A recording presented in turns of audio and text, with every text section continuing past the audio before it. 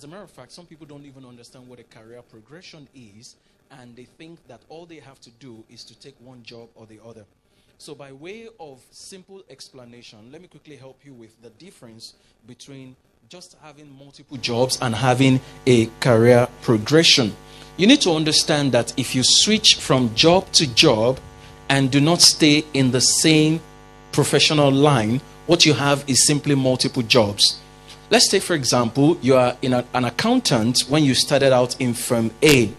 And because there's another job that gives you an extra 50,000 naira, you decide to move to that other job. Unfortunately, maybe that other job is closer to home. So you think you've cut expenses on transportation, you're not buying more fuel and all of that. You decide to take that other job. But in that other job, the role looks like that of an accountant, but you are not necessarily an accountant, or you cannot call yourself one. What you have done is a job switch, not a career switch. Or you are not having a career progression. Then from that particular one, they now move you now saw another job. Let's say you started with 150,000. This second one pays you 200,000. Then there's another one from 200,000, it goes to 350,000. And you're like, oh my God, 100,000 naira increase in my salary and stuff like that. And it's also still not too far from home. So let me quickly take it. But in this third job, you're not an accountant, you're not doing procurement. They ask you to do something like administrative job. You're combining it with HR. But you started out as an accountant. So that's your third job, and there is no progression at all. So if you're going in that line, what you have is simply multiple jobs. But if, for example, you started out as an accountant in an FMCG, from FMCG you move into oil and gas, but you remain an accountant in oil and gas. But from oil and gas, you feel, okay, I don't want to do oil and gas again. You move into banking and still remain an accountant in banking. Or from banking, you now move into any other industry at all, but you remain what? An accountant. Now that's a career progression. Because you are still maintaining your career, you are still maintaining your professional line, even though you're changing jobs and you're moving from one industry to the other. So that is what is called a career progression. Now, as I'm speaking, some of you realize that you have changed jobs at different times, but you did not maintain a career progression. So what we're going to look at tonight would be the disadvantages of just having multiple jobs over having a career progression. So, my opening thought says a job is what you're paid for. A career is what you're made for, or what you trained for. A job is simply anything that pays you. It doesn't matter what you trained for. They can simply train you and all of, like what we see in the bank today. It was when I started training bankers that I realized that it doesn't matter what you study. Banks will employ you so long as you are smart, and they will train you. And so long as you can go through their rigorous training, you will be employed. Even if you study Yoruba engineering, you can work in a bank. So that's what we're going to look at. Then let's explore their differences. Skip session objectives and skip defining key terms. Number one, why do people jump jobs? Higher pay for your immediate financial needs. That's the number one reason why people are jumping jobs. So sometimes if you're only focusing on money, you get the immediate short-term rewards of having a higher paying job. But you will see what you're going to lose on the long time. Then desire for quick promotion. Sometimes people change jobs so that they can use their salary where they're coming from to negotiate a higher salary where they're going to. And sometimes it works. But I can tell you it only works for a while at a lower level, if what you have been doing is just switching from one job to the other. So you want to be very careful to make sure that you are not just switching jobs from one career to another. So why else do people jump jobs? Number two or number three now is toxic work environment. Please go to the second slide on why people switch jobs. Toxic work environment. I totally understand. I've seen a few of such, and I know people who have worked in some of those places as well. When people work in toxic work environment, they don't want to stay there, and there is no other offer on the table that keeps them in that career line. So they will simply take anything that is available just to keep body and soul together. And that's totally understandable if that's your situation. But you need to find a way to not stay too long in that situation where you're only taking a job just to keep body and soul together. You must get, if you're starting out as a fresher, maybe that is ideal. But if you've graduated more than 5 years, you should stop switching jobs anyhow. You should have a clearly defined career progression. Because if you don't, After a while, it will be difficult for employers to employ you, and you'll see why. Then peer pressure. People seem to be moving. People are going to the island. Oh, you too, you want to move to the island. You want a job very close by. People are moving to the mainland. You too, you want to move to the mainland. So when there is peer pressure, sometimes people switch job. Oh, my friends are moving to this company, and everybody has it. They even say there's a vacancy for me. They are not even going to do interview. They just take me. Next thing, you switch jobs. Or you have somebody that you have a crush on. Your crush has moved to company, and you say, out of sight is out of mind. If I leave her too long, they will take her away from me. You don't want a situation where so you now move closer to the organization just so that you can be close to the person. And the next thing is lack of clarity about long-term goals. What do you really want to become? 25 years, 30 years, after you've worked for 35 years, how do you want people to define you? Go and check those who graduate, those who have worked and retired after 35 years, or those who say, I'm bowing out of active service. You don't see them switching all over. They've done 10 jobs, they've done 15 jobs over a period of 35 years. For some of them, it's the same career in different industries. And for some of them, it could be the same industry, but the same career. So let's go on. What is the hidden cost of job hopping? The first hidden cost is constantly restarting from the scratch. If you move from one job to another and your roles are not related or your careers are not the same, you would have to start from all over. Because there is no foundation to build on. There is no experience to build on. The company will tell you, come, we'll train you, and it's okay. And when they tell you, come, we'll train you, it's okay. Just know that you are starting from scratch. No matter your years of experience in your former role, you cannot come and become a senior over somebody who is more experienced in your new role, because you have only been there for just a few months and that person has been there for 3 years. So professionally, or if you look at years of experience, the person may not have as many years of experience as you do, but experience on the job, the person has more experience on the job. So let me ask you a question. Who are they going to promote faster? The one with experience of the job, or the one who has more years of working experience? Experience on the job will be promoted. So that's why when you keep jumping jobs, you will draw back, you will lose time. Then weakening employer trust. If you have attended some serious job interviews, one of the questions they will ask you is, why did you change jobs? Or why is there a job gap?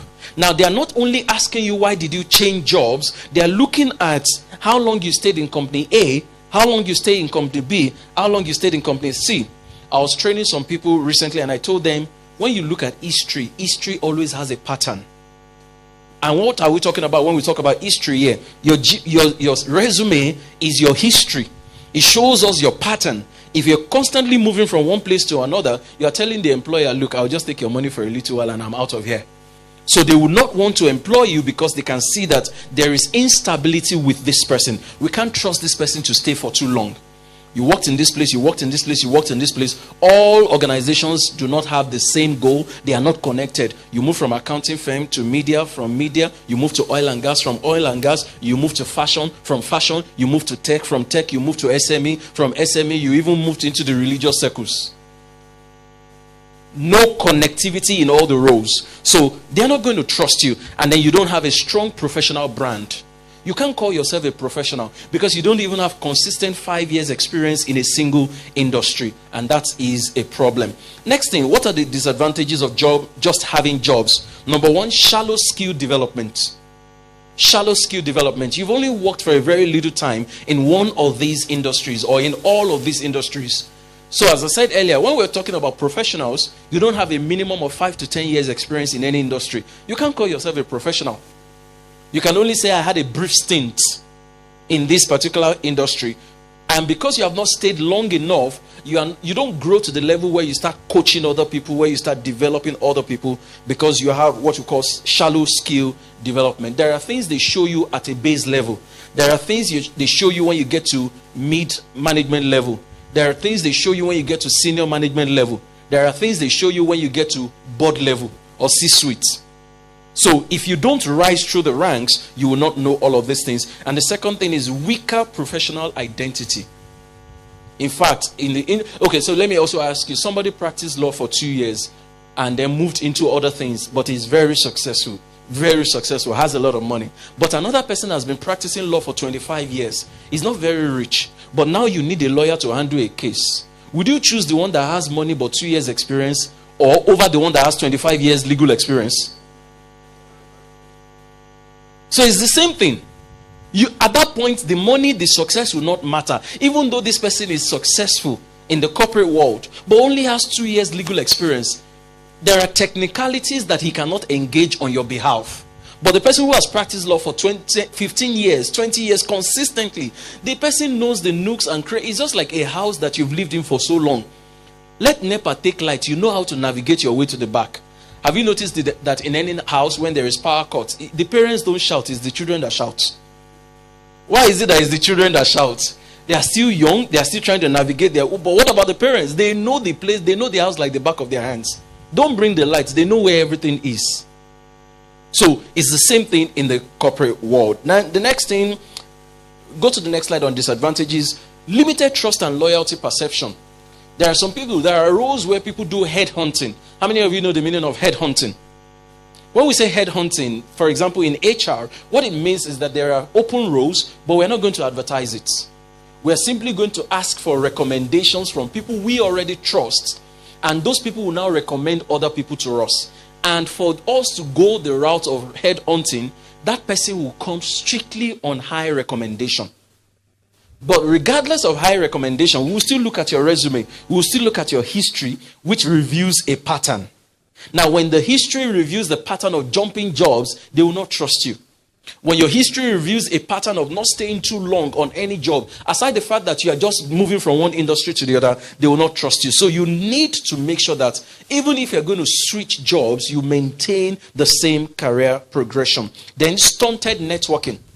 You started out with bankers, today you're with oil and gas people, next day you're with media people. So you have limited, and guess what? When you don't stay too long in the banking world, you don't build a rich or robust network of professionals in the banking space.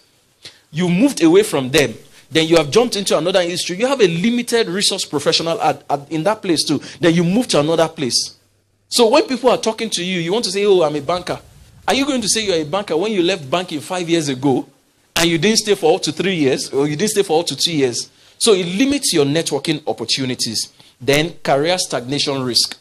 You get to a point where nobody wants to employ you, and you are stuck where you are.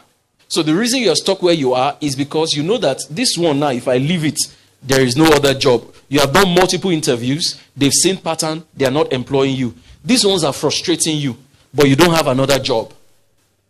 For some people, that's how career stagnation begins. I've seen people who are on a job for 20 years, 15 years, 25 years. And the reason they did not leave is because there is no other person to employ them. Not because they don't want to leave that organization.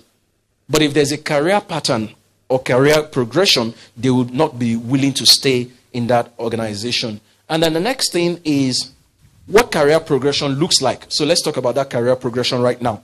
Building skills that increase your value. Take, for example, I say I want to become, let's say you want to become an accountant.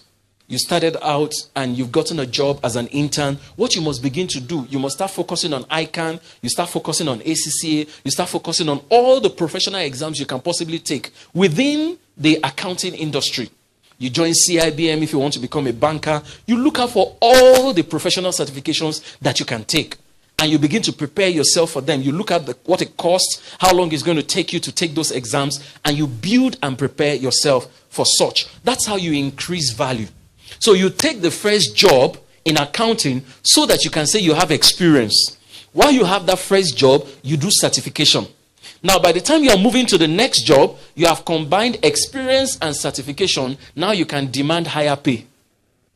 Because you had an experience, and you also have certification. So it's easier for you to demand a higher pay now. And that's how people move from one job to another, but still maintaining the same career progression. So if you're a communications person, and I'm talking about comms people because I'm one of them too, and they are somehow the easiest to be confused, to do all sort of things, and they put it under comms.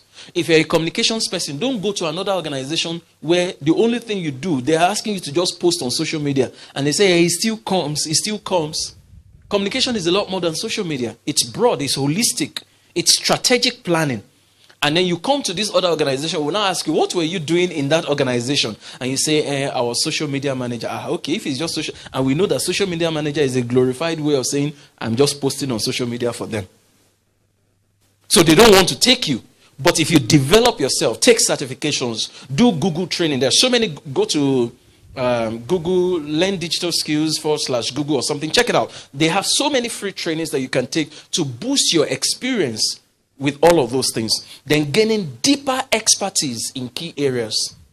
There are things that somebody with 5 years experience in accounting can do, and there are things that somebody with 20 years experience in accounting can do that the person with 5 years experience cannot do. They are on different pedestals. So the longer you stay in a particular profession, the more experienced you become. And the more experienced you become, the more valuable you become. The more valuable you become, the more in demand you become. Meaning that at this point in time, it's people that are trying to poach you from your organization.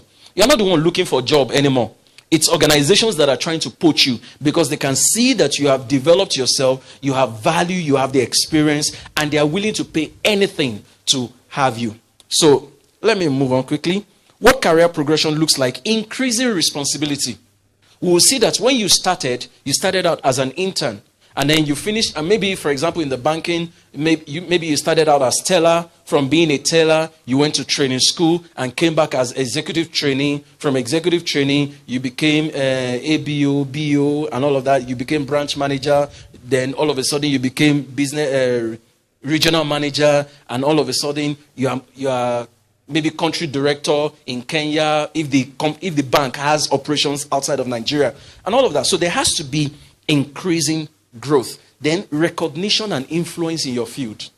How did someone like Akitola Williams become, I think they refer to him as the father of accounting in Nigeria, right? Are there no accountants in the house? So how did he get to that level? And guess what? In those days, I also hope you know that as dignified as that profession is, it's also one of the professions that you really don't need a university degree to practice. They believe more in certification than your university degree. Show us what you can do. That's accounting for you. If you can prove it that you can do it and you do professional certification, somebody who just finished secondary school and has the ICANN certification is more valuable than the one who has a first class in university but has not passed ICANN. So you watch your industry. What is more important? What is more valuable in your industry? And focus on what is more valuable. So you are recognized. You are more influential. And let me go to the... You also have professional branding. People know you.